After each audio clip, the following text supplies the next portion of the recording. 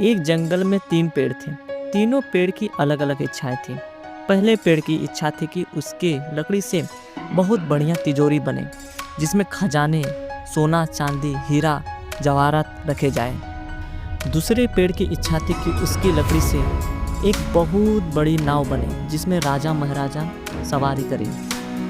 तीसरे पेड़ की इच्छा थी कि वह बहुत ऊंचा पेड़ बने, इतना ऊंचा कि वह ईश्वर को देख सके, वह ईश्वर के साथ रहे और बातें करे। तीनों पेड़ ने अपनी अपनी इच्छाएं ईश्वर के साथ प्रार्थना की। एक दिन लकड़हारा आया और तीनों पेड़ को काट कर ले गया।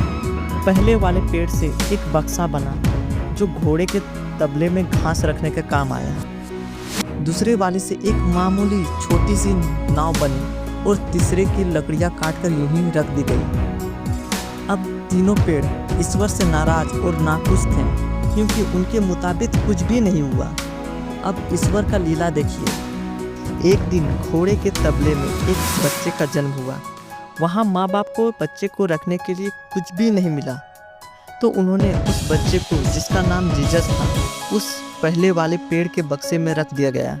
पेड़ जिसकी गोद में ईश्वर का बेटा खुद विराजमान है, अब उसे समझ में आया कि वह खजाना सभी खजानों और जवाहरात से ज़्यादा मूल्यवान है।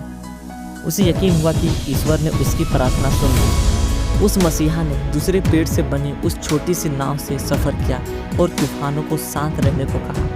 तब जाकर उस दूसरे पेड़ की लकड़ियों को एहसास हुआ कि उसकी नाव में राजाओं का राजा सफ़र कर रहा है। इससे बड़ा राजा कौन होगा? अंत में जब जीसस को सूली पर चढ़ाया गया क्रॉस बनाने के लिए तीसरे पेड़ की लकड़ियों का उपयोग किया गया। वह क्रॉस एक ऊंचे पहाड़ पर खड़ा किया गया। इस प्रकार तीसरे पेड़ का सपना भी पूरा हुआ।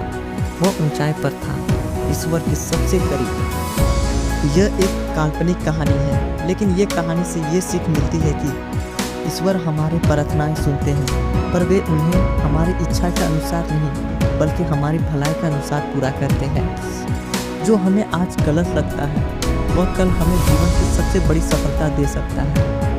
धैर्य रखना चाहिए, क्योंकि ईश्वर के घर में देर है पर अंधेर नहीं।